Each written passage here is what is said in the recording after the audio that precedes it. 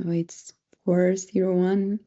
I think we can start with the presentations and let the webinar start while we continue welcoming more people to join. So welcome to the Technical Insights in Development of Thermal Energy Storage from System Integration to the State of Charge Estimation webinar.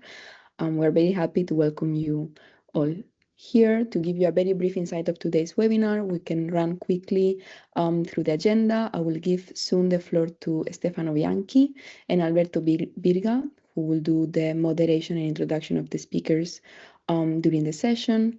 Then after briefly this introduction, we'll have the 4 presentations, followed by a short question and answers session that you can be leaving on the chat. Do not forget your questions during the presentations, but they will all answer by the end of the webinar.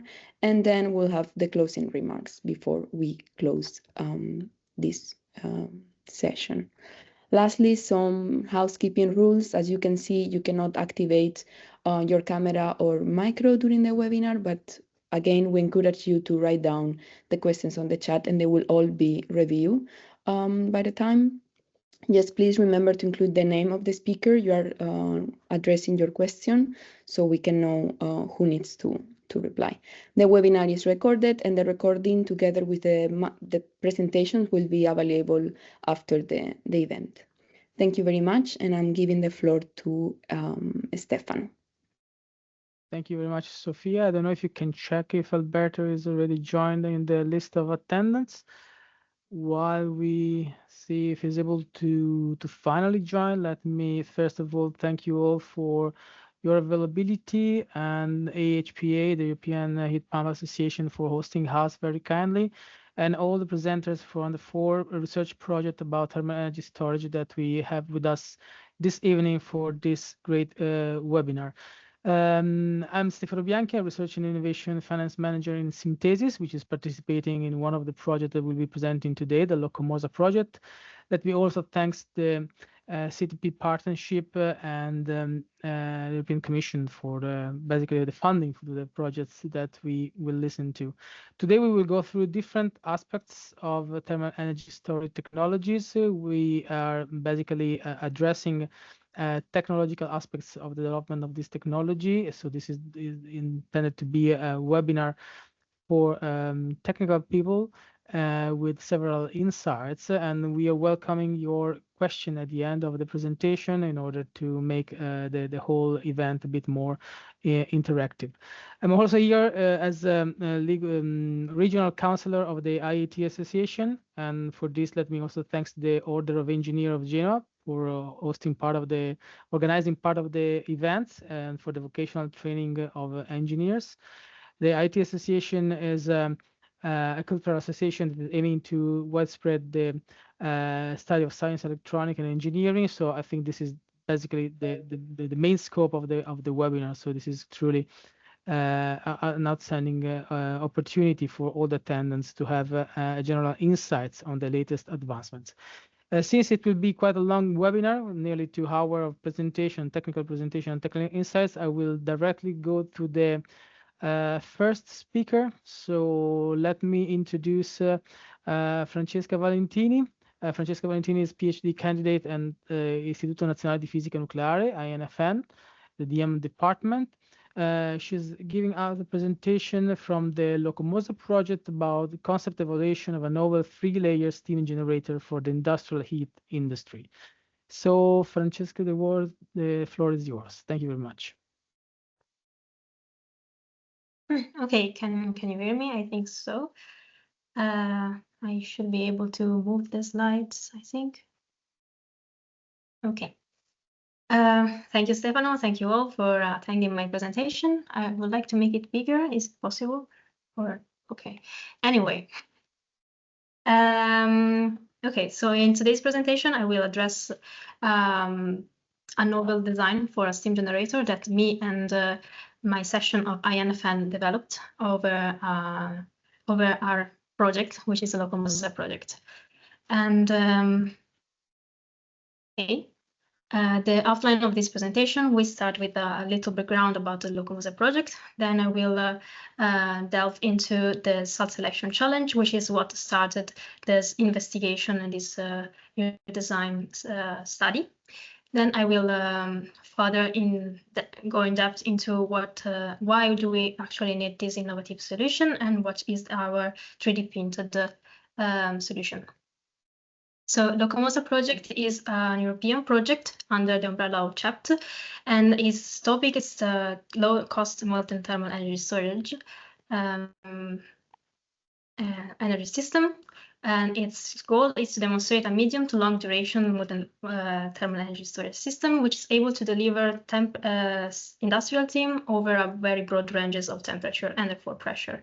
And we aim to do that is actually to decouple the energy coming from the renewable sources to the energy demand from industry using a 2-tank storage system with molten salt. And so based on the supply of energy coming from renewable sources, I think I can use the energy coming from renewable sources is then supplied to an industrial heater that is able to heat up the molten salt that is initially stored into a cold tank and then delivered into a hot tank. Then based on the demand of steam, the hot salt is delivered to a steam generator and then supplied as steam to the industry.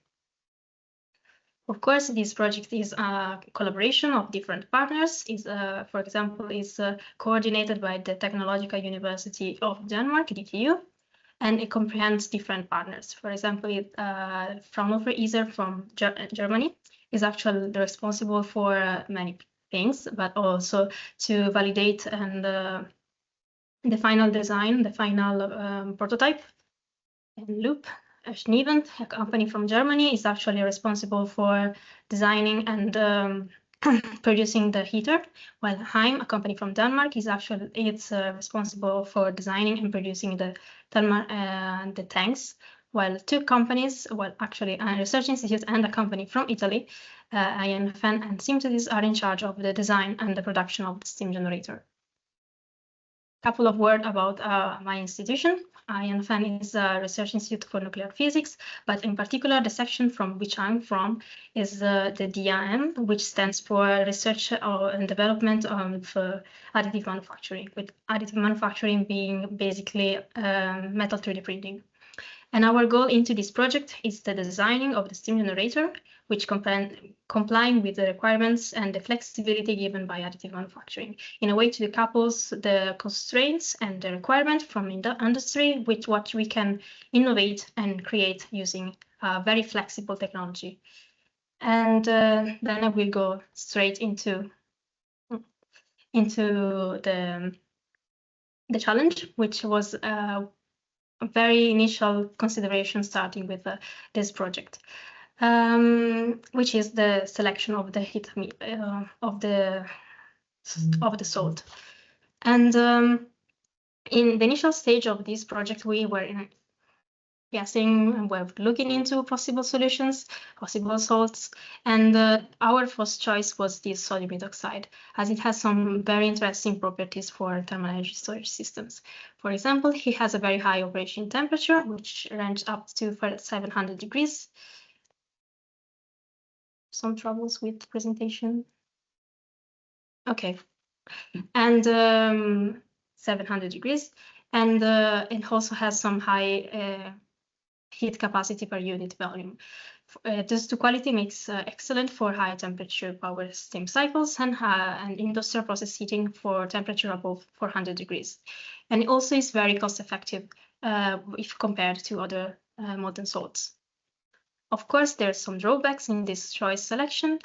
For example, there is a high melting temperature, which is the main disadvantage, I think, of this salt.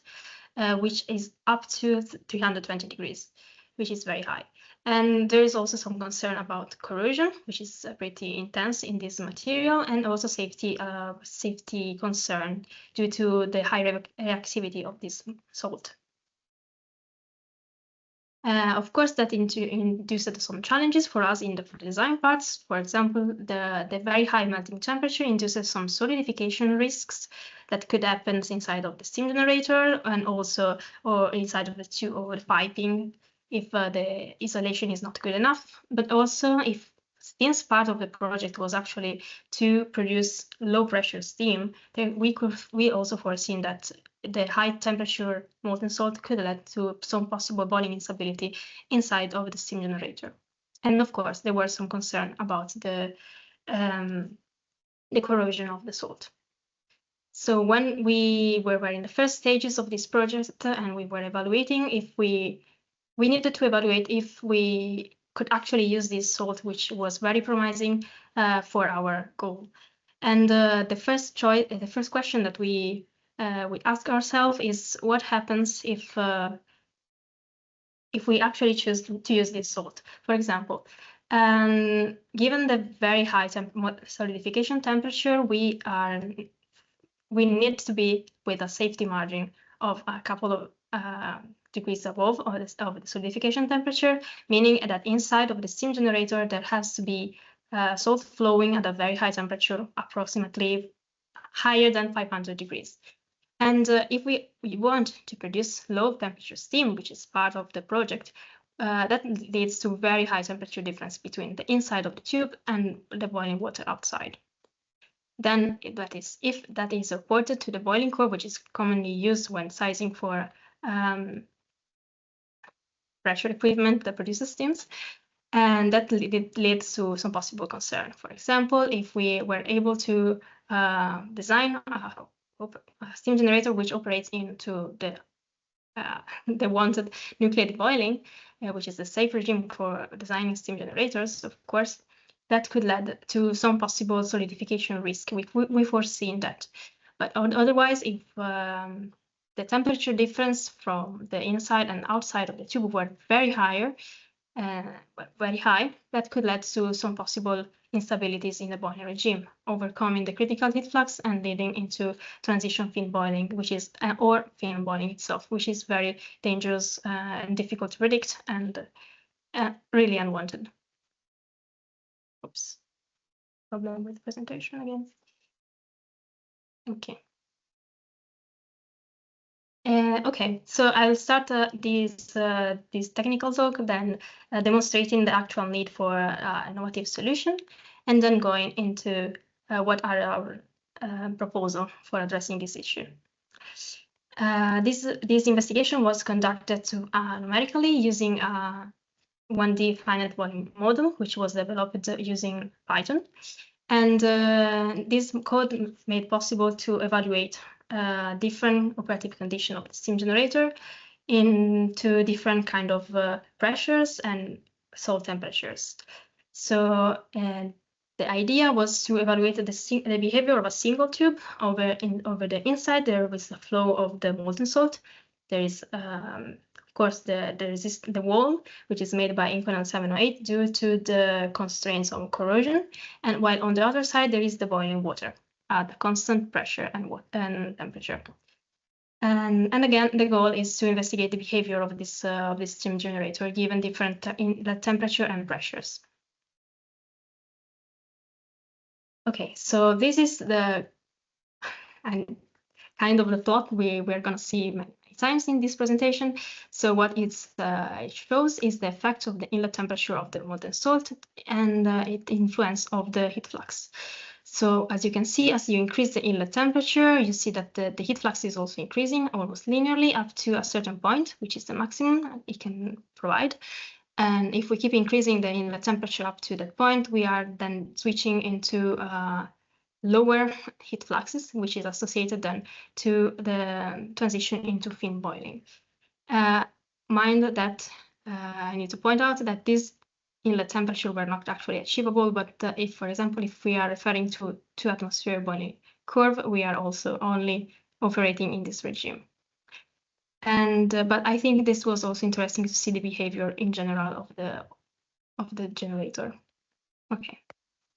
Of course, these behavior were totally predictable and expected due to from literature and from books and guidelines of designing steam generators, but nonetheless, there was some technical insight we can gain. For example, it was interesting for us that contrary to expecting when designing steam generator, you usually want to reduce the heat flux to stay above a certain threshold for the critical heat flux, but we found out with this code and so reference literature that this is not just what you want to the only parameter that you want to consider, but you need to consider also the temperature of the inlet salt, for example. And the second point that was very interesting is the effect of the overall thermal resistance of the system itself, which is what actually regulates how much heat the nucleate boiling can absorb before jumping into the fin boiling part. And of course, we ran some more simulation with changing the pressure, and we saw that indeed the transition from nucleate boiling to fin boiling is something that happens in our scenario only for lower pressure, which again was still part of the project. So we wanted also to aim for this. And if we keep increasing the pressure, we are avoiding the transition. However, what could still happen if we still increase the pressure lower, but we are still operating in low pressure condition, is a possible solidification of the salt inside of the steam generator. So in this plot, I reported the effect of the inlet temperature over the minimum salt temperature, which in this case is the temperature of the inner wall of the tube. And as you can see here, not increasing the pressure is not enough for having the steam generator operating into a safe condition, which is inlet temperature above 500 degrees and minimum salt temperature above solidification temperature, and which is this 510 atmosphere. While it's safer, of course, if the steam generator is operating in fin boiling, but only because there is this additional resistance due to the vapor film, which is reducing the heat flux and basically reducing the efficiency of the steam generator. Therefore, the salt is safer, but the system is not efficient or sustainable. And but these results nevertheless let us think of, could adding a thermal resistance be a solution for avoiding solidification in our system? Can we tailor a thermal resistance that can be designed in a certain way to have a safer operation into the steam generator? And so becomes the second part of the presentation, exploring a potential solution. And this is the overview of the concept, still very in the early stage, but basically the idea was to introduce a variable thermal regulation layer into the wall of the steam generator tube. On the inner side, we still have the flowing molten salt, while on the other side, we still have the boiling flow, or the boiling of the steam and water. While what is actually the technological advantages of this solution is this inner layer, intermediate layer. This is made by two parts. There is an inlet wall interior wall with some fin or heat enhancer structures. There is an outer wall with the same thing, but in the middle, there could be the flow of some gases, for example. This gas can be either a gas corrosion control gases, an inert gas that can still point out if there is some leakage and can be analyzed by some sensor at the end of the line, or more interestingly, could be also the same steam that is produced on the outer side and gets recirculated in the intermediate layer, and that provides some additional superheating. And this is a very challenging solution, but it can be, we thought we can be doable with the high precision printing enabled by additive manufacturing that can produce indeed very fine walls and very fine fins that can fit very narrow space.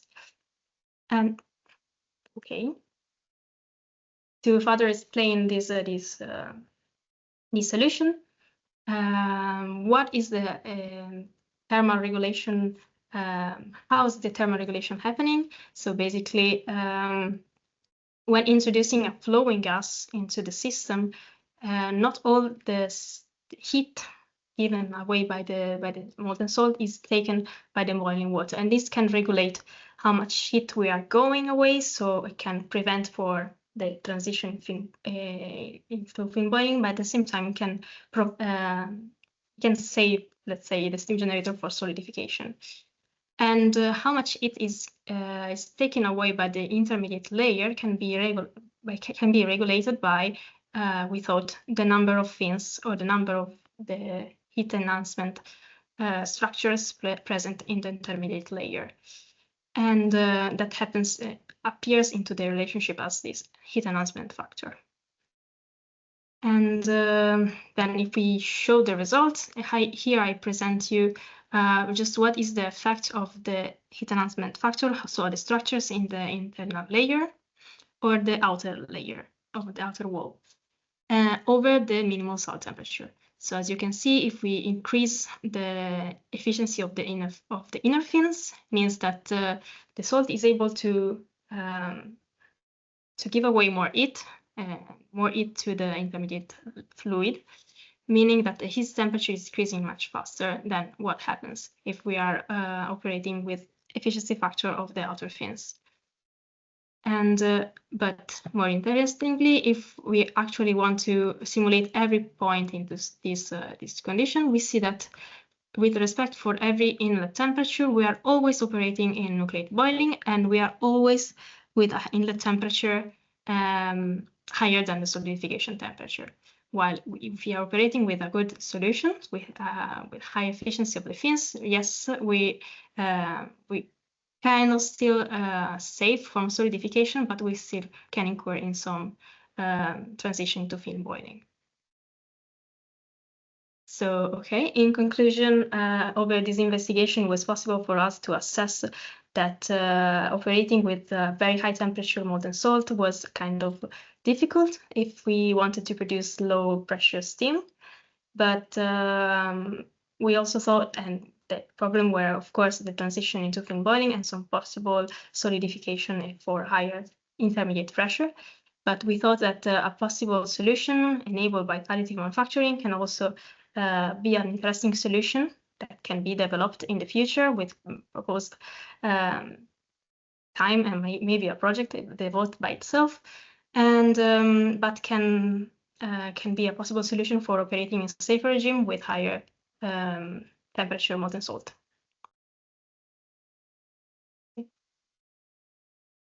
This was my presentation. Thank you. Thank you very much, Francesca. Thank you very much.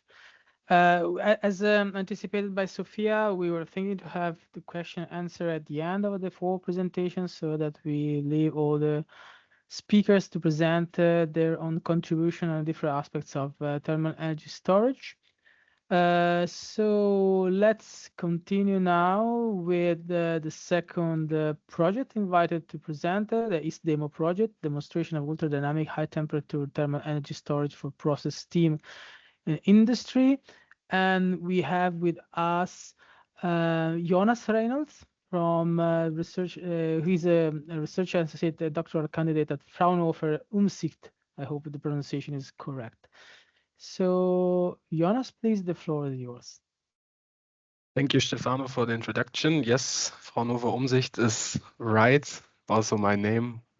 Very good pronunciation. So today I want to talk about the thermal discharge behavior of the ISS demo storage system. On the next slide, you can see the agenda I planned for today.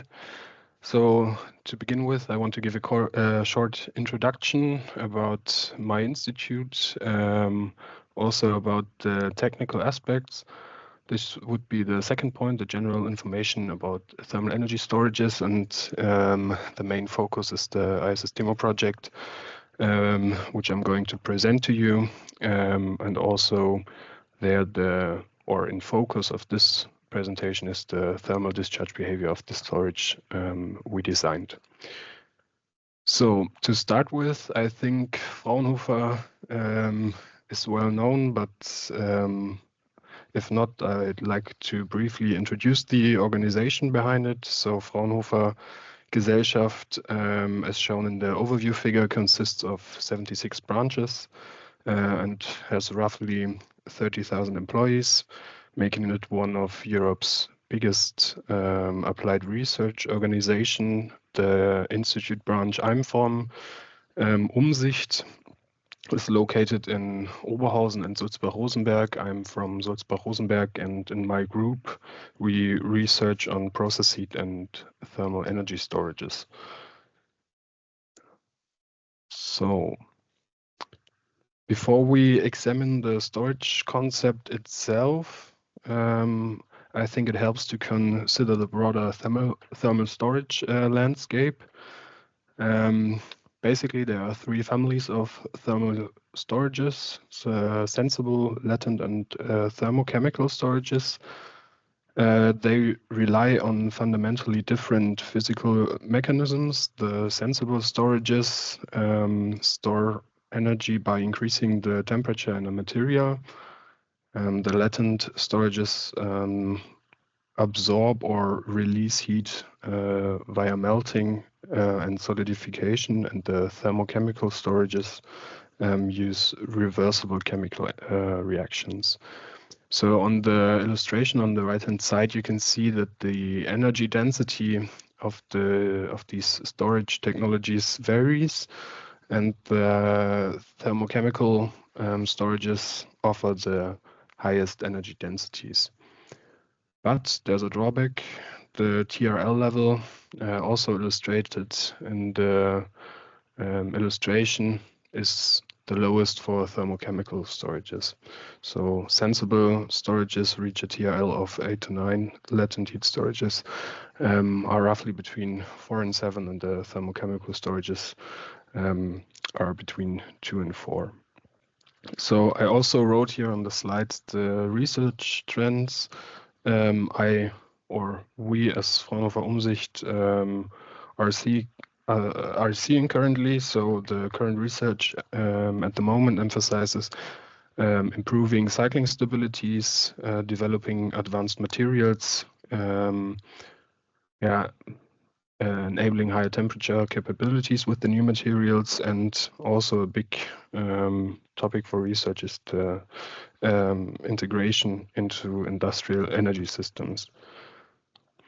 So in the ISS demo project, we research latent heat storage. That's why I brought this slide, where I compare PCM families. So PCM stands for phase change materials. This is the material which stores the energy in the end. Here you can see the latent heat of fusion over the melting temperature.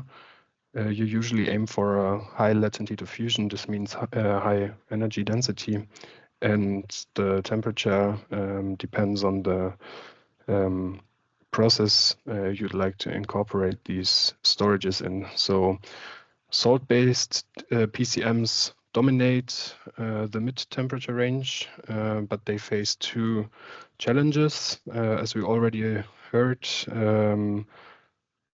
salts often have high corrosion rates. This is the first drawback, and the second drawback, compared to metals, the thermal conductivity of salts is much lower. This means that to incorporate salts for PCMs and storage, it demands complex engineering, and it often relies on fins you have to additionally introduce into the PCM.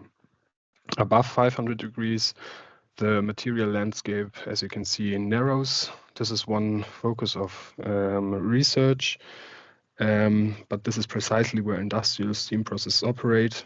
And as you can see in this graph, where metallic PCMs become relevant. So for those reasons, metallic PCMs are focus of our research at Fraunhofer Umsicht and also in the ISS demo project, which I want to present to you on this slide. So the ISS demo project develops and demonstrates a metallic PCM storage system with around 1 megawatt-hour of thermal capacity. The goal of the ISIS demo project is to accumulate about 1,000 operating hours and roughly 300 charge-discharge cycles, objectives that will enable the system to reach TRL7. So this is the main goal, to upscale the system. The demonstrator will be installed in a beverage production facility, and the steam demand in this environment is both continuous and dynamic, which means it's an ideal setting for evaluating stability, responsiveness, and the integration potential of the storage. At the bottom of the page, you can see the structure of the project. So it is basically structured in two main areas. The first is the development and the demonstration of the storage, work package 1 to 3. This is also the area where our institute at Sulzbach-Rosenberg is mainly involved in. And the second sector is the simulation or the concepts for these high temperature process steam industrial applications. This is where the other partners come in. So on this slide, you can see it's also a project under the CETP umbrella. Our consortium reflects the full development chain from material research to industrial deployment. So we have ourselves, Fraunhofer Umsicht, but we also have Silesian University. They contribute to CFD simulation or via CFD simulations, and they also do the techno-economic evaluation of the storage system. Then we have ProN, another Polish partner. ProN is an engineering company. They handle the integration of the storage itself into the brewery's infrastructure and also help with the engineering tasks in work packages 1, 2, 3. Then we have the University of Jena. They conducted the material characterizations and performed the LCA of the system. And the last partner is Build2Zero. They work on the charging mechanisms, also did the control concepts and help with the experimental design. Let's see if it works. I think on the right you can already see it. On this slide there should be 2 short animations. I don't know why it doesn't work. On the right it does. Maybe Sophia, quick feedback. Is it also distorted for you or just in my?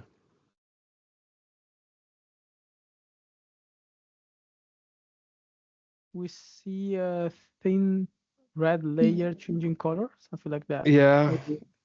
In the original, it shouldn't be this thin, but I don't know. I can work with it if it doesn't work otherwise. Or I can share my screen. I got the presentation open as well. As you wish. If it's okay, maybe we can just keep with this one. Okay. Okay, so I think now it should work. On the left side, you can see the charging mechanism of the storage.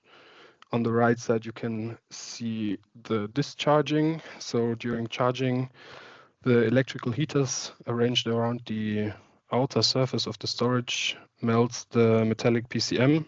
Owing to its high conductivity, heat spreads efficiently throughout the PCM layer from the outside to the inside. In this state or in the charging state, the evaporator pipe in the middle of the storage isn't used.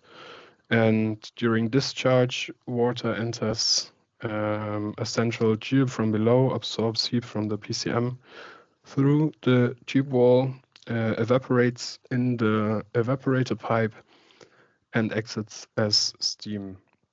As this happens, the PCM solidifies progressively from the bottom upward, and the simply geometry, which you can see on the slide, essentially a cylindrical PCM shell around a steam tube is made possible only by the high thermal conductivity of the metallic PCM. So if you would to incorporate salt-based PCM into the system, it would require complex internal fins to achieve comparable heat transfer performance. So on the next slide, you can see the system integration of the ISS demo storage. So it is integrated in the brewery process steam network, and it is installed parallel to two natural gas boilers, which you can see here illustrated on the right-hand side. This configuration with the thermal energy storage is installed in parallel. Allows for several scenarios. So with this configuration, we're able to shave peak loads of the gas boilers. We can support the highly dynamic processes of the brewery, and we can assist during boiler startup. Also, it is possible to shift steam production into periods with renewable electricity.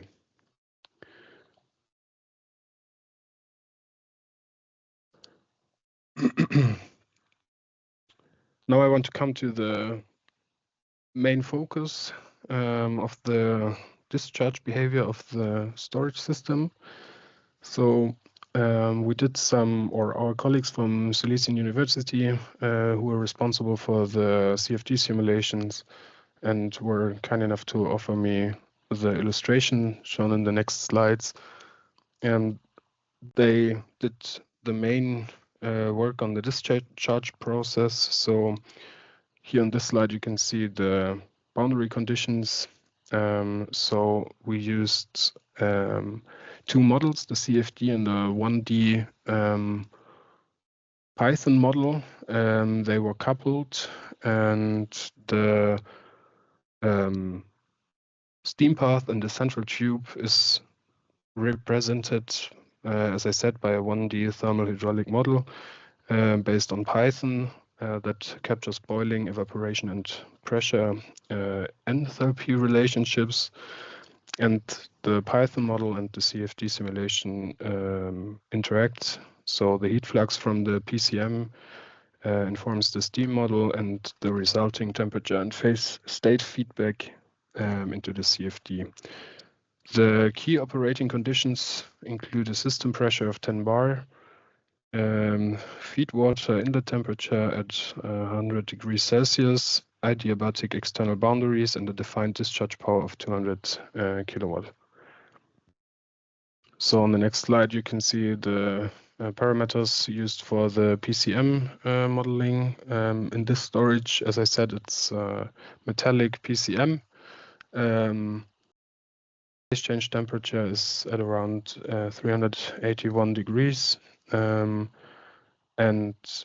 the phase change enthalpy with 110 kilojoule per kilogram is relatively high for this temperature and metal constellation. So with all that input, the simulated temperature fields reveal the internal evolution of the PCM throughout the discharge process. Initially, this is the state on the left side. The PCM is fully molten and highly uniform. As discharge begins, a solid layer forms at the bottom and gradually moves upwards with time.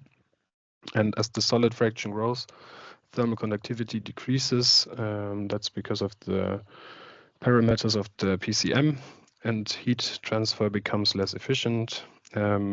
And near the end of the discharge, only a small molten region remains at the top, after which the outlet steam temperature begins to fall rapidly. We will see this also in the next slide. But to conclude, we can say the storage is fully discharged after about 85 minutes. Fully discharged because we only have a small liquid fraction at the top, and with this liquid fraction we aren't able to provide the steam parameters they require in the brewing system. So after 85 minutes we say it's discharged. On this slide you can see the results from the 1D model, also animated. So what you can see is the strong correlation between the movement of the solidification front with the steam outlet temperature. So as the storage discharges, the front of the solidification moves up through the storages, here indicated on the x-axis. And if you have a look at the temperature of the produced steam, you can see that over time, the outlet temperature of the steam decreases. You can see it here with moving in the y-axis. So for most of the discharge period, the temperature remains relatively constant at the outlet, which corresponds to the latent heat plateau when the PCM is still melting or solidifying. But as I said, once the front reaches the upper part of the storage and the remaining liquid fraction becomes small, the outlet temperature drops.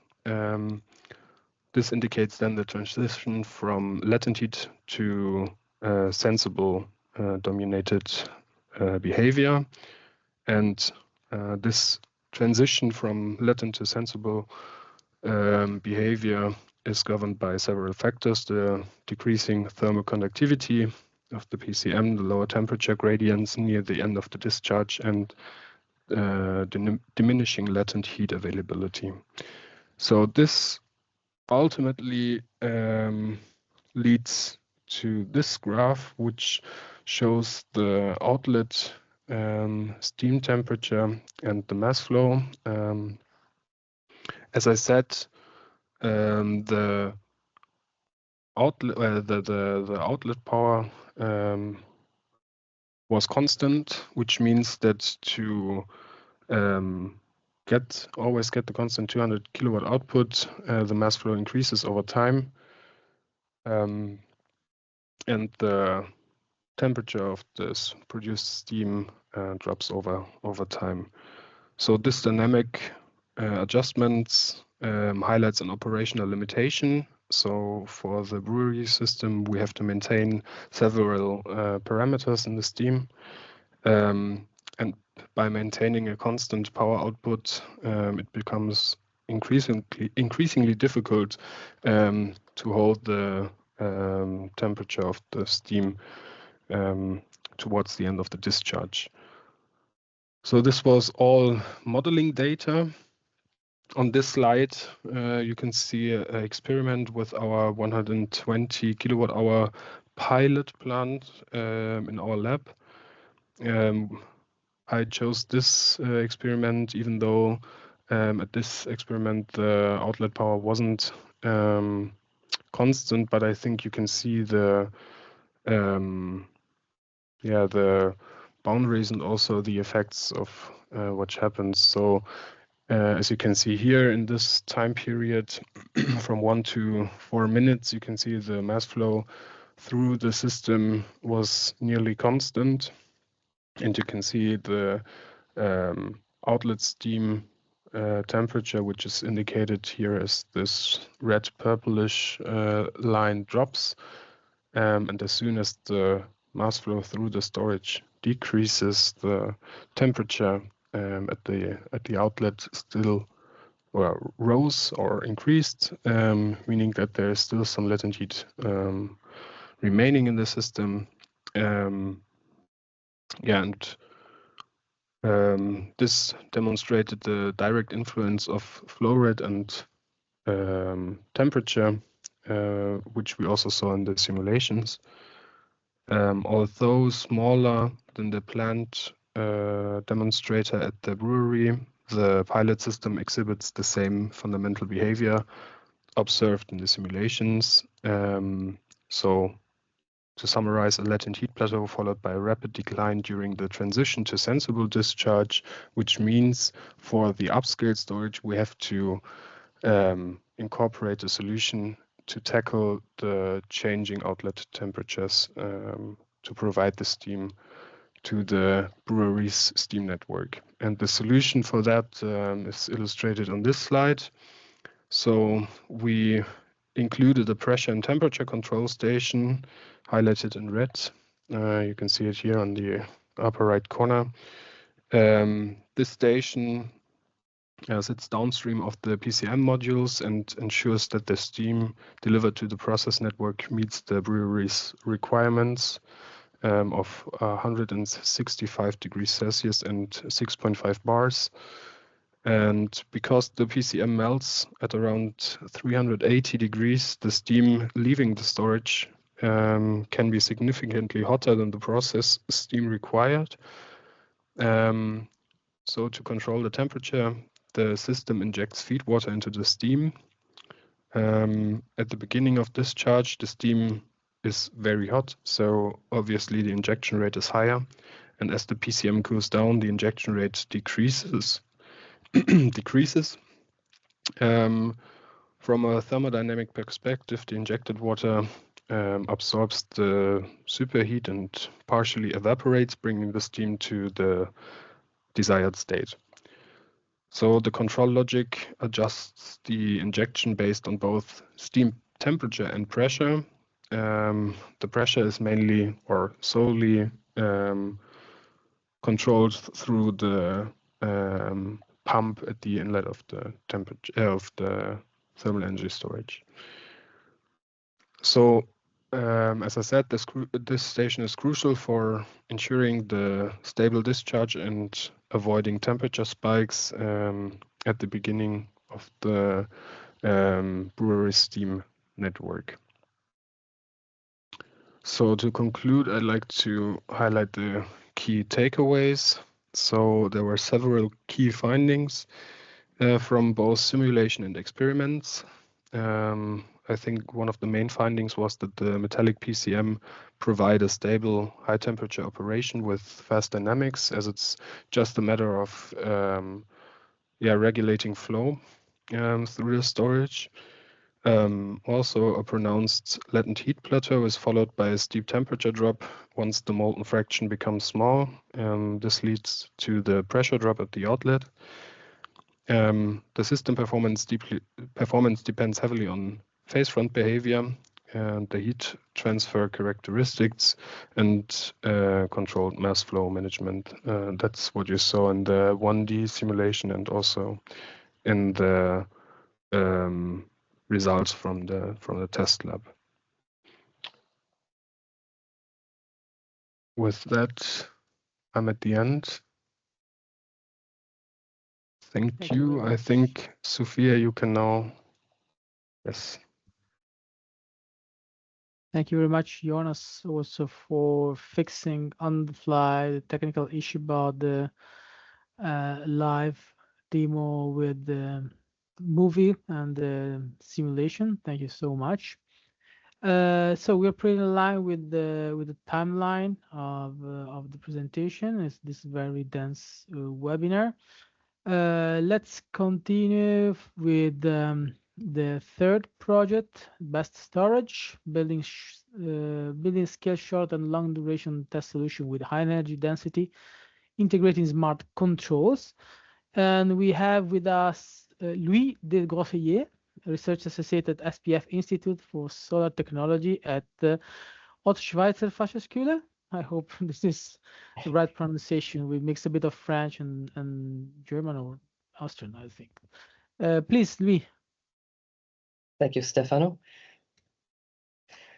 So my focus today is a bit of a shared focus between work that I do in best storage and work that I am also co-leading with a colleague at in International Energy Agency work in the energy storage TCP, So it's a new task 47, which started just this year, kicked off in Saman's backyard, so at her university in Stockholm. So just to lead with the groundwork, so similar to other domains, in particular electrical batteries. When we refer to state of charge, we're referring to combination between material property, so bulk material response, and a calibrated component level property that should give an instantaneous indication as to the energy capacity state of the system. However, simple in concept, but much more complex in practice, affected by many complications, issues with the dynamics of the response. Spatial resolution is probably one of the biggest ones in thermal energy storage, which then ties into local versus global. And as part of the subtask on state of charge determination, in the previous round in task 40, we had agreed as experts on a general structure to how we examine different aspects of state of charge determination. So at the root of everything is a material response. So there should be some material property that is measurable with sensors that produces a contrast between states. And then a step further, that this should be then a calibrated response on a system level, which is then validated against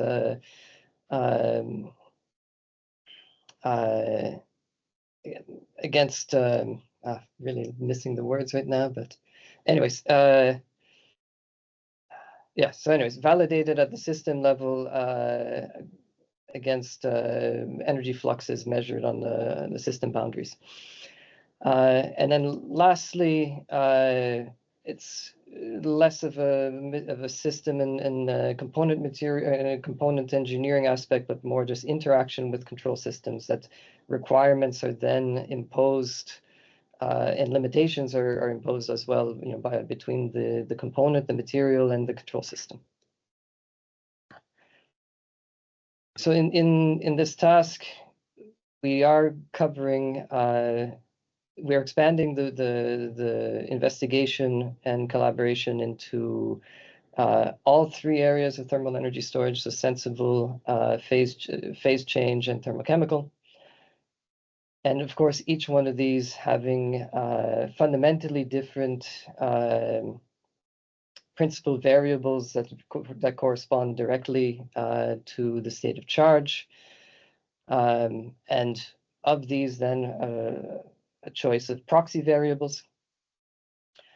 And just born out of this work, but this is still something to be passed to the team of experts. But I just putting forward here preliminary suggestion of criteria for bulk material response. And I think certainly one part on which is generally in agreement is high contrast between states. Repeatability, so we are looking for something that produces preferably an instantaneous measurement, so it's not reliant on history of states. So that is certainly part of repeatability of the same measurement. And preferably a global view of a system. So that's more in relation to how then can it be scaled up as on a component level calibration rather than just purely a material bulk response. So as it is right now, for sensible TES, yes, these are more mature technologies. Certainly at the kilowatt hour scale, the challenges are really being faced on the scaling to megawatt hours. One of those being that sensor strategies at the kilowatt hour scale maybe don't scale very well to extreme sizes, because then now the number of sensors becomes problematic, principally, from a point of view of economics. So the principal challenges in sensible storage is reduction of the number of sensors. So finding other techniques that can simplify this process and and reduce the number of sensors. PCM, thermal energy storage, now we're talking about something that is semi-mature at the kilowatt-hour scale and in different application temperature ranges. The principal challenges here being that for especially the sensor techniques that would require fewer sensors is to consider background signal subtraction. So effects of heat exchanger and vessel on sensor inputs. And one here that hasn't yet been brought into strong investigation, but is certainly always an artifact seen in measurement, which is the kinetics of phase change. So lag between the imposed power and that material achieving its equilibrium state. And for TCM, we're talking about rather much lower maturity, as was also shown by Jonas. The challenges there very specific, whereas PCM and Sensible have some things in common in terms of the challenges. TCM is a challenge even in between different TCM technologies, in that the chemical working pairs then become very specific, and what you do for one chemical working pair may not be transferable at all to another. There are certainly groups that have some things in common, but the transferability of techniques is a big challenge there. But at the same time, we're in the process of identifying. We have a preliminary list of promising solutions, and we're diving into this deeper throughout the task. And in particular, for sensible in PCM, one thing in common is reduction of order state observer models. So basically, doing a parallel digital model that can use limited sensor inputs and essentially fill in the gaps to get your temperature fields. Acoustic techniques are very promising for PCM, but that's still very low TRL. But as a material bulk response shows a lot of promise. For TCM, perhaps an interest in this is maybe an advantage for TCM is that maybe not so desirable from the point of view that it's essentially requiring time integrated values. So it kind of defies the notion that you get a single instantaneous measurement that doesn't rely on previous values, but that they could ultimately employ existing industrial flow sensors that could be calibrated to concentrations of reactants or products. And an emerging area in this study is that of machine learning and how this can be applied to tackle problems that are too complex for conventional R&D, or just to accelerate this work, again, because of its complexity. But there are a number of notions that have to be considered, and also some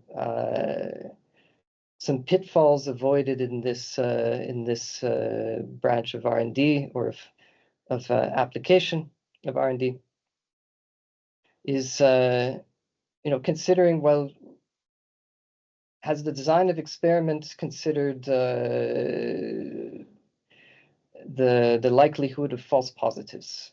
One area in particular that I think deserves considerable attention is, okay, we have a calibrated we have a calibrated SOC response on a bulk level, on a component level to an input. But unless we know exactly what is happening between the input signal and the output SOC calibrated response from the neural network tool, we've generated a tool, but we haven't learned anything yet. So having to dive deeper into what specifically is working within the neural network model, then this will provide learnings and knowledge that can then be extrapolated to either refine and improve the technique and improve the tool, or even completely bypass machine learning altogether afterwards and deploy things in a much easier kind of dumb electronic point of view, which is much simpler from a commercial scalability perspective and even troubleshooting as well. And this brings me back to my principal point on this, which is, at least as R&D scientists, we should not stop at developing a tool. We need to develop knowledge. So science still requires the scientist to open the black box, because when you have a tool, it is purely a black box. It's still useful, but can we really extrapolate that to generate new knowledge? So we don't want to limit ourselves. And this all comes back to very fundamental scientific practices. So doing pre-screening, having a good sound and clear hypothesis. So if you don't have a reasonable expectation of a correlation between an input signal and an output, it might be complex, but if you don't have a reasonable expectation of such a thing to arise, then coming up with something that works is counterintuitive, because you had basically a hypothesis that said it should not work in the first place, or just the absence of a hypothesis. So again, that if we have a hypothesis, then we've considered what at least could be the fundamental physical principles behind it, and that we could reasonably expect a correlation to arise, even though a complex one, perhaps. And then doing rigorous testing of the calibrated model to understand if it is truly calibrated to the breadth of conditions that we expect, and maybe that we haven't instead obtained a false positive of a correlation between an input and an output. So now I'll diverge into my project in the Best Storage Consortium, where I'm applying SOC techniques on PCM storage, and this is for cooling. So in the Best Storage Consortium, there are a few different thermal storage technologies being investigated. Mine in particular is what's shown on the left. There's also TCM and even vacuum-insulated sensible storage for hot water, for compressed hot water. But I'll focus on what's shown on the left here, which is a PCM slurry composed of a single media, and the principle being that with separation of the liquid phase, we could pump this through a heat exchanger, and then in a way that we produce a supercooled liquid phase exiting the heat exchanger, so that this process can be maintained without fouling, and then triggering crystallization either in the stream or in the vessel, and managing all of that separately from the heat exchange process. The PCM in question was one of my developments in this project. So was the identification of sodium formate trihydrate as a promising material in the temperature range of below 12 degrees Celsius.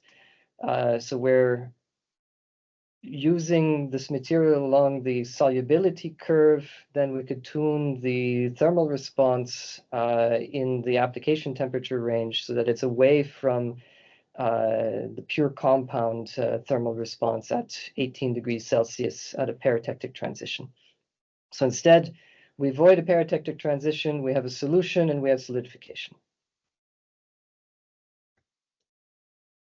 And this is a technique that I particularly like, and I advocate for quite a bit, is that we can take advantage when we look at solidification from solution along solubility curves. We could take advantage of the natural correlation that exists between phase fraction and temperature. So unlike a single species or eutectic mixture PCMs, where there is a single discrete phase change temperature, and so there's no dynamic response between temperature and phase fraction.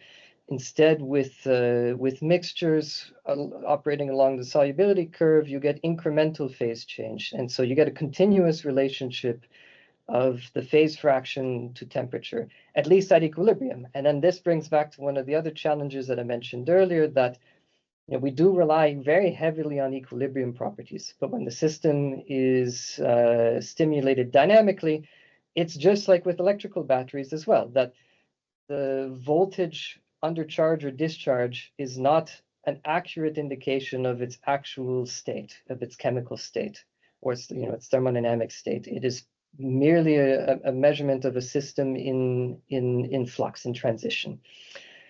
So understanding the relationship between overpotential and what its corresponding equilibrium state will be at rest is an important thing to consider as we push these techniques further in trying to calibrate the state of charge response to thermal storage systems. So just to close out, that in R&D of state of charge determination in all areas of thermal energy storage, that fundamental knowledge is still required in the search and discovery and refinement of these techniques and solutions. So whether they be trying to do reduced order approaches when we're doing megawatt hour scale systems, or trying to find new bulk material response so that we can then develop new sensors.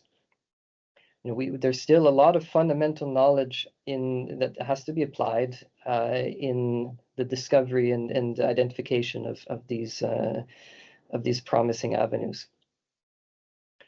And at the cornerstone of all of that always is start with a clear hypothesis. If you have good fundamental knowledge, then you should have an expectation as to whether or not there should be success or failure, or even somewhere in between, perhaps. But you need to be able to justify this if you're going to be doing an investigation. That design of experiment is critical. So to avoid false positives, knowing ahead of time under what conditions you expect to be deploying this. So don't limit the conditions for evaluation. Look at the broad range in which you need for your application, or that you expect, or even just to push the boundaries if you don't yet know that. And then with respect to machine learning, one thing I'll emphasize to the research community is that, yes, we can certainly do a lot with it. It could be a very good productivity tool, but in the end, we have to roll up our sleeves and we need to learn to look under the hood. It's going to be difficult. It's complex. The reason it exists is because what it's doing is complex, but ultimately it can be distilled down to a series of parameters. It is ultimately just solving a nonlinear equation, and we just need to find out which coefficients were more meaningful than others, and then what do we learn from this? Thank you very much. Thank you very much, Louis, for this very extensive overview of your work. Fine, we're just 5 minutes ahead, so thank you very much for sticking to the time you were given for your presentation. Last but not least, we have now the fourth research project, HiStor, novel thermal energy storage concept combining PCM and TCM, and open source aggregator platform for multi-service buildings. And we have a joint presentation done by Saman Gunasekara, Assistant Professor at Energy Technology KTH, and Aditya Suswal, doctorate student at the very same institution, Energy Technology KTH. So, Saman, please. Thank you very much, Stefano. So hi, everybody. Last but not the least, I hope you're all interested and all ears. So indeed, so we will present together. Aditya and myself, we are sitting here together.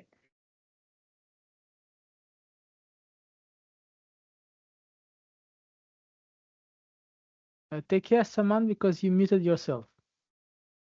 That was by mistake. Sorry. Hope. Hello again. Hybrid services from advanced thermal energy storage systems, HISTOR, and then today the presentation will be about approaches on measuring the state of charge of thermal storage with PCMs, phase-change materials, and specifically the HISTOR PCM heating solution at KTH. So here we are a big team from KTH, and Aditya is our PhD candidate who is doing the heavy lifting, and I'm here just to say hi, more or less. But let's go with the story now. I know what's happening. Okay, there we go. So this is a Horizon project with 18 partners in it. KTH, Royal Institute of Technology, is where we come from. And I just have to also mention, like Louis said, we were hosting this IEA task meeting in October in KTH because we are also contributing to this task. Specifically, the subtask Louis and Gerald will be running with the state of charge and heat exchangers from HISTOR project as well. Coming to the ambitions of the project, so we actually aim for 4 pilots, which I will move on to soon. But overall, it's about compact thermal energy storage, so it's PCM or thermochemical storage. And we have quite high ambitions, so up to 150% higher energy storage density and 50% less capex compared to the state of the art, that is water, and significantly lower design and installation efforts. So we do aim for simple designs, allow thermal storage to be coupled and integrated with grid level aggregators. So thinking about the energy system contributions from thermal storage rather than just an isolated unit. And then for use case applications in different climates for district heating, cooling driven applications. And so levelized cost of storage also with the EU targets and IRENA reports. Yes. And so the 4 use cases are shown in here. There we have 4 countries participating mainly. The first one, PCM All-in-One, is hosted by AIT Austria. Low temperature PCM heating and cooling solution, that's hosted by Rubitherm from Germany. And you see KTH hosting the PCM heating solution, and CNR from Italy doing the thermochemical storage with TCM heating and cooling. So the idea overall is combining, running these pilots, designing, installing these systems, real systems in pilot installations, demo sites, running them, generating data integrated with the building energy system, and identifying the common advantages the thermal storage can bring to the energy system in the building, thinking about both thermal and electrical benefits, or the price benefits based on combining these synergies. And the Internet of Things to see the aggregators and how we can really control these systems to obtain these benefits.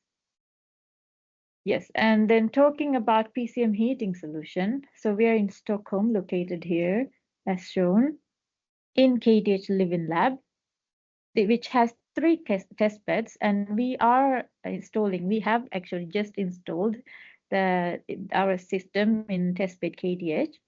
Here you have a video which we will not go into, but you can actually go virtually to our testbed KTH and visit our testbed in the link here. Feel free. And then, so if we look at the sketch, so basically we just go in here and then we have placed our system somewhere around in this corner. And above us, there are 4 apartments with students living, and we will deliver space heating with our PCM heating solution to them. So what is the PCM heating solution? Before that, I realize my animations are not in exact order, but this project as a whole at KTH, we've had several different steps. Before one can do anything about designing a PCM, you do need to, of course, map the demand. And then you need to identify what kind of PCMs can fulfill the demand temperatures, for instance. And not just stopping there, you have to make sure this is a long-term solution so that the durability of the PCM has to be tested. So we did CFD simulations, identified encapsulation seems to provide what we need in a packed bed. And we did bench scale testing of the materials, shortlisted 2 candidates from Rubitherm, and then bio-based PCMs as well. And we chose one of them. Both were quite good in cycling tests, and we chose one of them for availability reasons. And one key thing about PCM heating solution is that it's not just the PCM storage that's going to be the solution. It is going to be operated in combination with the heat pump. And in this case, the heat pump also has a special configuration where we have, I believe, this figure here. So we have after the compressor, we have a special heat exchanger that we added to a typical heat pump from NIBE, actually. This heat exchanger is a desuperheater that extracts heat from the compression before it goes to the condenser. And our desuperheater, this special heat exchanger, is what will charge the PCM storage, while the discharging or the heat supply from the heat pump is, of course, from the condenser as a typical system, but the storage will also discharge based on the peak shaving strategies. And of course, the building energy system management. So we have 2 different controls. Aditya will talk soon about it, where we integrate this solution as a real solution that operates together, optimized together with the building energy system. Yes, I think I hand over to Aditya. So hi everybody. Hopefully you hear me. So yes, I can continue with where someone left. So the PCM heating solution.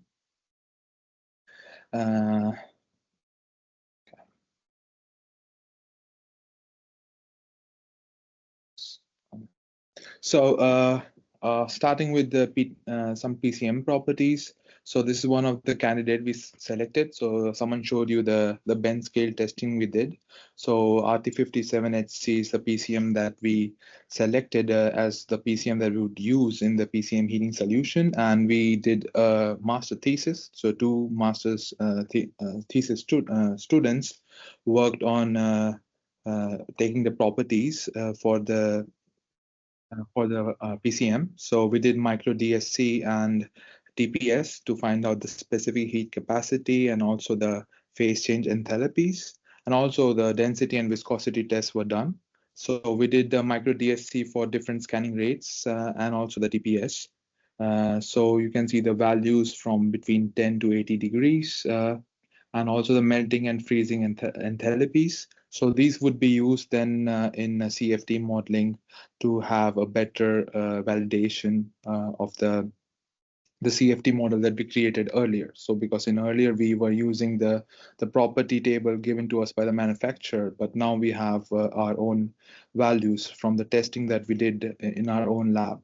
If I may jump in just one thing. So our PCM RT57HC from Rubitherm melts around between 57 to 59 degrees with the latent heat of fusion about 246 joules per gram. And freezing, of course, in reality, you always have hysteresis and freezes about between 51.9 to 52.4. You see it's very narrow. And the enthalpy is also quite comparable. Yeah. Over to you. So then going into the PCM heating solution, probably let me use a pointer. So as someone mentioned that this is the heat pump that we have, I will go with the main components of the heating solution. So we have the heat pump that you see over here. We have the storage, the PCM storage. So we can go one by one. So at the heat pump, we have installed a desuperheater, as someone mentioned. This would be used as only dedicatedly for charging of the storage.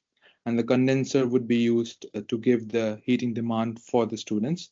And how we do that is using an air handling unit. We have air handling unit in the live-in lab.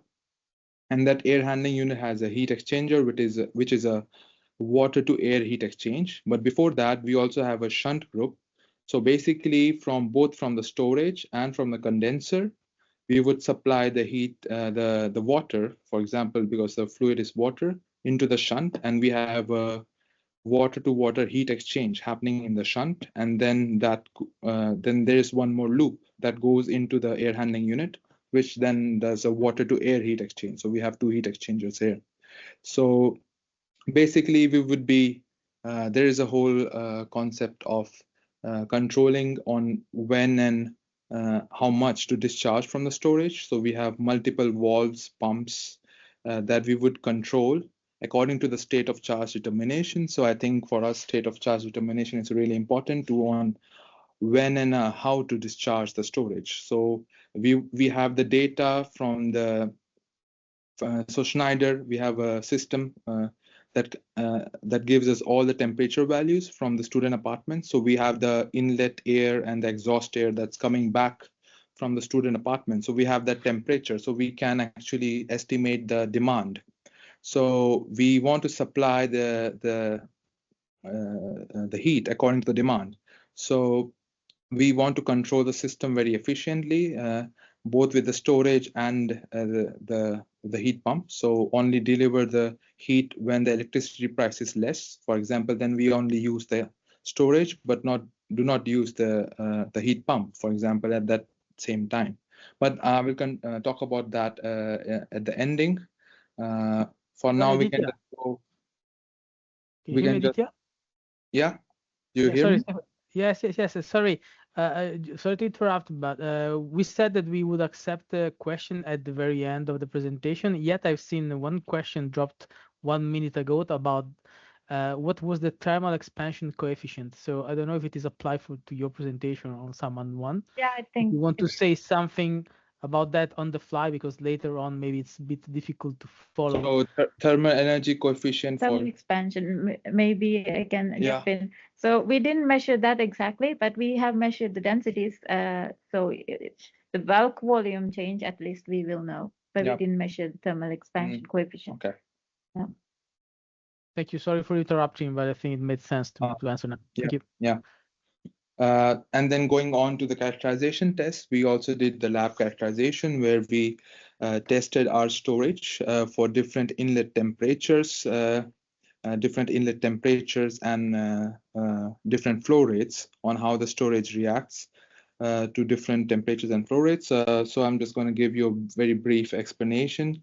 We have a water tank which acts as both as source and the sink in this case, and we have the PCM storage. In this, we have the encapsulated PCM capsules, 515 of them inside the PCM tank. And for example, when you charge the storage, you go from top to bottom. And there's a three-way valve here. And then when you want to discharge, you go from bottom to top to maintain the thermocline. And then we had a sink that we used one more rig that had it is a CO2 rig that we used as a sink. So it helped us to cool down to mimic the demand that we would have in the live-in lab. So it will not exactly mimic the demand because it is almost constant demand, because in real cases you don't have constant demands. It will change according to the day. But in this case, we had constant demand. So I think it was a fair assumption to have that as a sink. And then because we just wanted to test for different temperatures and different flow rates in this case. How the system, so I just want to quickly show you how many temperature sensors and how the system looks like from the inside. So this is the storage. We measure both the heat transfer fluid temperatures and the PCM temperature that is inside the capsule. So we have RTDs. So if you see these insertion points on the tank, we put in RTDs inside the tank, and to get the measurement of heat transfer fluid at that x-axis, for example. And then we also measured the PCM temperature of the capsule at the same level. So we have 5 PCM capsules at different levels, you can see in the tank, that measures the PCM temperature at different level. And at the same time, we have the heat transfer fluid measurement happening at the same level. I think to give us a better start into state of charge determination. And then we had also on the same level, we have 2 types of insertions, one that goes all the way radially to the center of the tank, and the one that is close to the walls to see what is the radial distribution of the temperature in the same level of the storage. So we had 3 of those. So you see these 3 go all the way to the center, but these 5 temperature sensors, they are close to the wall. So like half, almost quarterly to the tank. Going forward, I will not go much deeper into the state of charge equations. We use basic equation here, delta H available, the delta max available. But in this case, we also use the PCM temperature to estimate the state of charge. So the max available would be the max at the PCM plus the heat transfer fluid minus the losses. For the losses, we also have the temperature sensors on the wall of the tank to measure what is the temperature of the wall, the PCM storage. And then quickly going over to the hardware. This is the hardware for our control. So we are using a Revolution Pi. I will also talk about this much more at the end, but we are using a Revolution Pi. It's an industrial Raspberry Pi, so you can have multiple input-output cards attached to it. We use multiple temperature IO cards here. You can see the IO cards to get the temperature values. And then this acts as a controller. So it can give both input and output, right? So it can receive the inputs. And according to the state of charge, we give a Python code. It determines the state of charge. And then it can give an output to open or close the walls accordingly in the system. Yeah, then it's just some more equation for the heat losses. If you want to have a look, they're more available in the deliverable 3.4 report. May I just jump in to say, so our approach is to calculate the state of charge using both the PCM side measurement respectively and the heat transfer fluid side. Yes, right? And it would be done in layers because, as I said in the beginning, we have five different layers, right? So we have the temperature at all those layers for both the heat transfer fluid and the PCM. So it will be a temperature-based state of charge determination on those levels. And then we integrate it, do an integral to find out the total state of charge at that state of time. And now just going quickly over the characterization that I was talking about, we had different flow rates. I'm sorry, this is not inlet temperature, this is flow rates.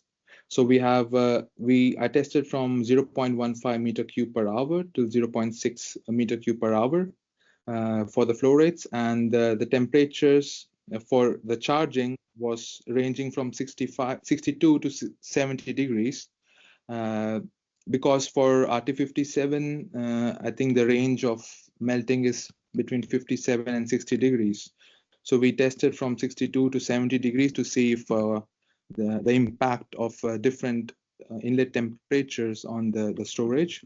And similarly for discharge, we went from between 25 to 35 degrees Celsius as the inlet temperature for the water. And now quickly going on to the results. So this is for beginning with the heat transfer fluid results. So this is for the charging of the storage, and this is only the heat transfer fluid. So you see the sensors between T1. So the sensors T1 to T8 go all the way down here. So you can see the inlet temperature almost at 65. So this is the condition where the inlet temperature was 65 degrees Celsius. So you see a very good stratification in the storage. And it almost takes 4 to 5 hours, almost 6 hours to charge at this particular flow rate. And for discharge, you can actually see that the phase change being shown even in the heat transfer fluid temperature here. So this is also between T1 to T8, but in this case, because we discharge from the bottom, the T8 sensor is the layer, the T8 layer is the first one to get discharged, and then it goes all the way to the top. And even here we can see a very good stratification between all the layers. And you see there is a plateau at 57 degrees showing the phase change in the storage. And then this is the comparison between 62 to 70 degrees with different flow rates. So we see that almost between 40 to 45 kilowatt hour, the capacity for all the different tests that we carried out. I mean, this is only 4 of the tests, but it shows you that the capacity between 40 and 45, of course, higher capacity for the higher inlet temperature, but the time it takes is almost between 4 to 8 hours, 8 hours for the slowest flow rate. Now going on to the PCM temperature. So this is the PCM temperature for one of the capsules. And this is using different flow rates, increasing from left to right. Decreasing from left to right. So this is the fastest flow rate. And you see in this, we don't see a lot of plateau at 57 because it's so fast. This is 0.5 meter cube per hour. But as you decrease the flow rate, the plateau is much more visible in the slowest flow rate. And this almost takes around 6 hours to discharge with the slowest flow rate for the PCM. So this was just to see on how good the temperature we could actually measure for the inside the capsule. And then now going on to the discharge power and capacity. So again, we increase from left to right. So this was for the slowest flow rate. You see that the power is almost between 6 to 7 kilowatts in the first 4 to 5 hours. And then reducing as probably here we do the phase change process ends, and then there is a sudden decrease in the power. But if you go to a slightly higher flow rate here, we see the peak power rising to almost 10 to 12 kilowatts. I think around 4 hours, we have a constant power of almost 8 kilowatts and then a sudden reduction. So this is just to show that you can actually use the storage according to the demand. If the demand is not that high, we can, if you want to supplement the heat pump, for example, for 5 to 6 hours, you can use it, or you can turn off the heat pump and use the storage for a peak load of 2 hours or 3 hours, where the peak load can be around 20 to 15 to 20 kilowatt hour. And then going to the state of charge determination. In this case, the state of charge is that I calculated was using a very basic only the inlet outlet temperatures in this case, because we did not get the phase change temperatures of the other layers. I could only get the top layer phase change, the capsule at the top layer. So this one just shows the basic state of charge.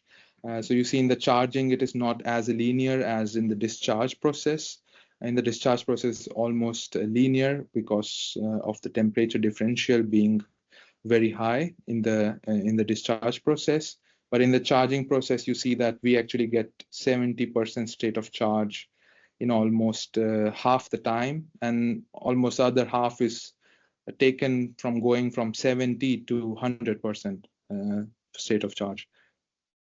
In this, the state of charge determination, I took that the inlet outlet should be around 1.5 degree of each other. So that's when I assume that the storage was fully charged, when the inlet outlet has a difference of less than 1.5 degrees Celsius. So that is an assumption, but I think when we have the phase change temperatures at each layer, that would give us more comprehensive state of charge estimation compared to this. And now going on to the control system that I was talking about. we will have a high-level control that just gives us that takes weather data, the data from the living lab, that is the demand data, and will give my revolution pi, so my low-level control, some inputs. And my low-level control is just going to basically control different valves. So I can show you quickly the chart.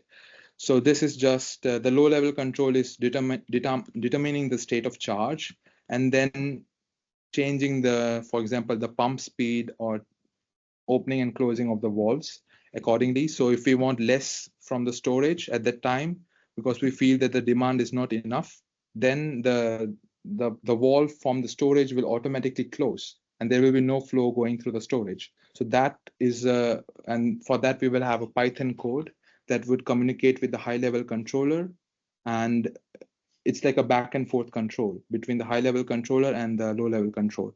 But the low-level control will always have the, for example, priority, because the high-level control can give some weird values, like for example, deliver when the demand is not there, and then the return temperature to the compressor, to the condenser of the heat pump can be really high.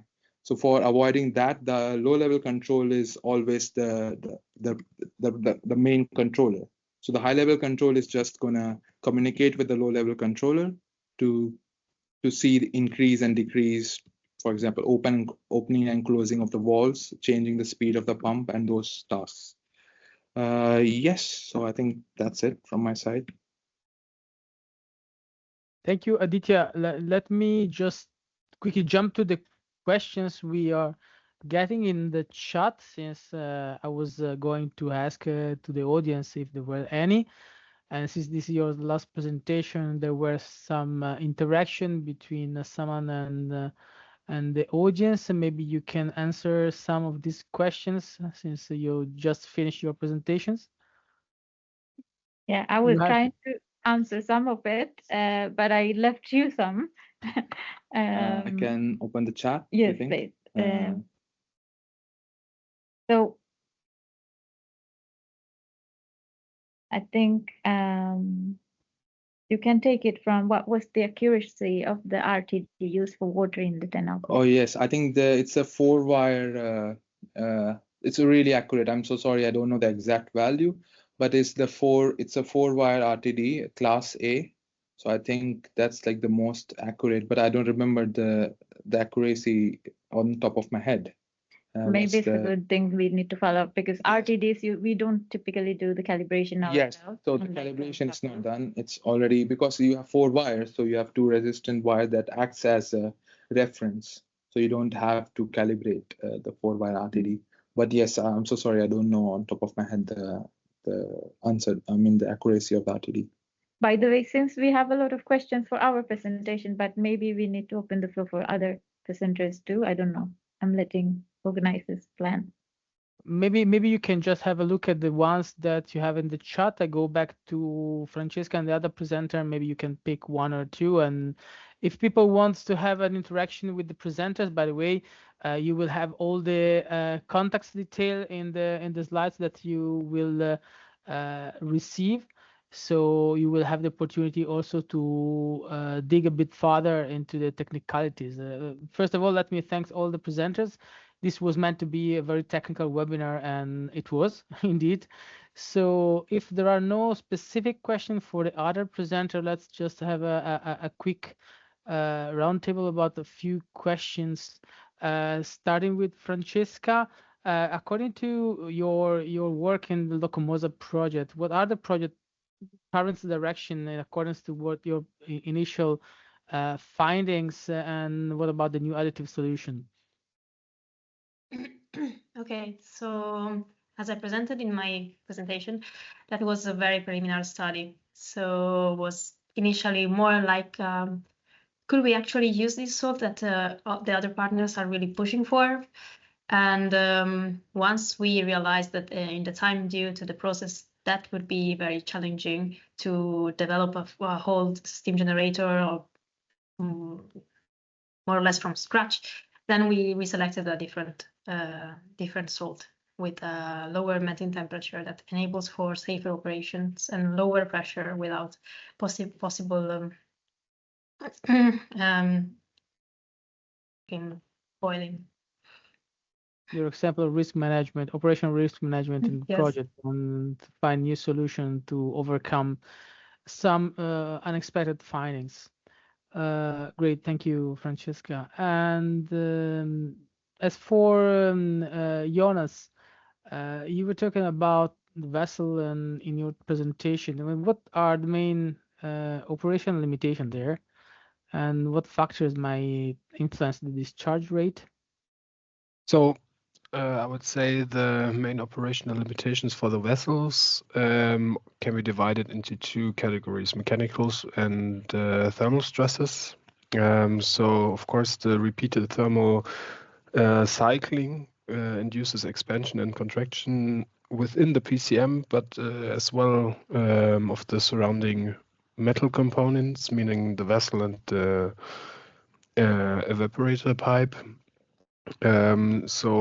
Therefore we analyzed in a prior project the cycle stability of both materials and the reaction between these components. So we did material tests with the steel and the PCM and their corrosion rates.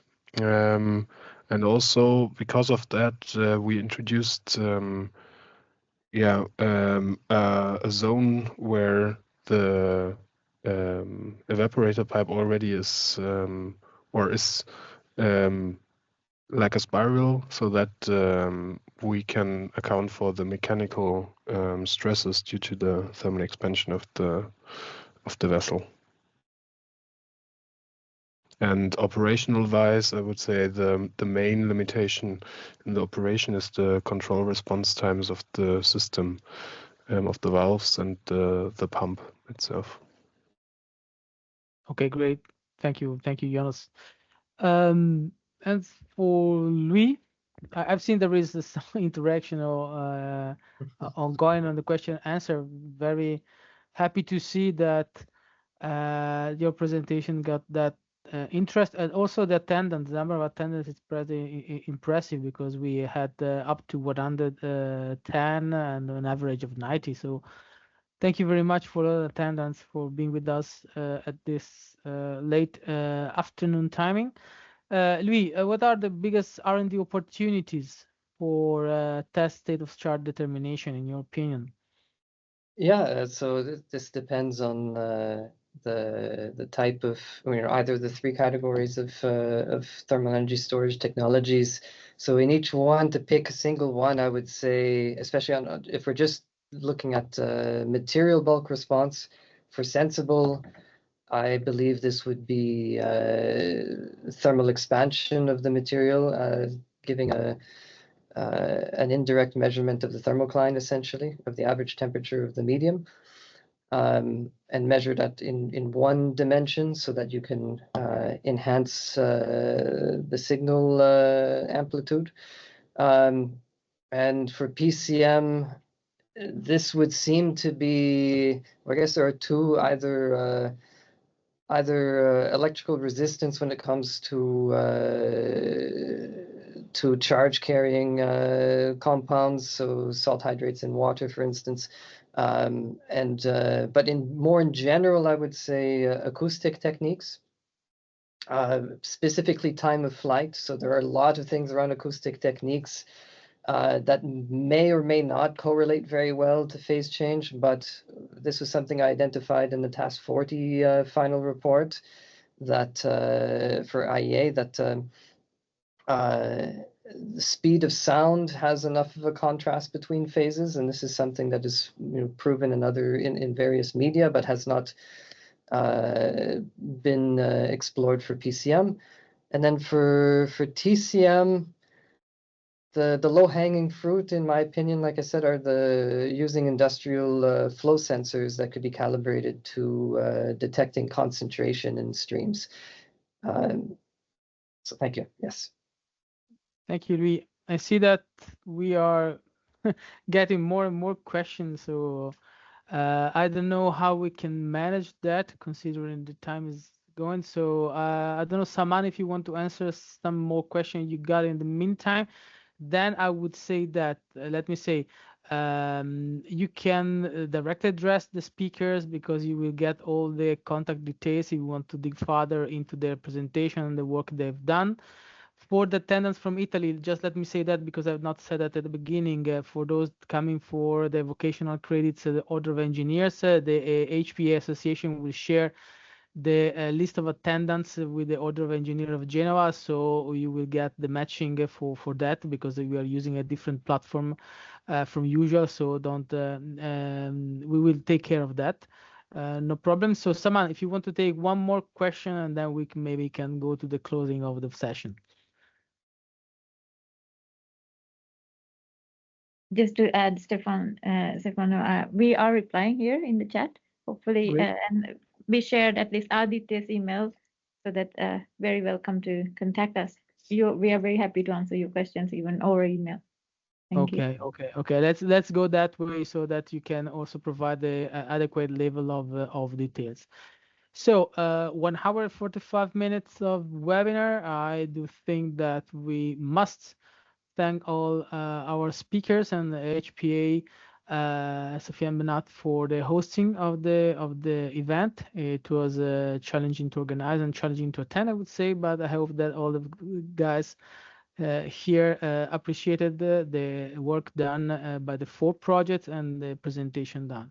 I don't know, Sofia and Benat, if you want to add something from the organizational point of view for me and on behalf of the IAT Association and Order of Engineer of Genoa. Thanks again for your attendance, and let's meet to the next webinar. So Sofia, Benat, I don't know if you want to add something. Yeah, quickly jump into thanks the speakers again, but thank to you also, Stefano, for moderating and for co-organize this webinar, because it was also with your help that we managed to have it. Thank you to all of the attendees, and we'll be closing the event, and you will receive the link to the recording and the materials. Thank you all. Have a nice evening. Great. Thank you very much. Be well all. Bye-bye. Bye.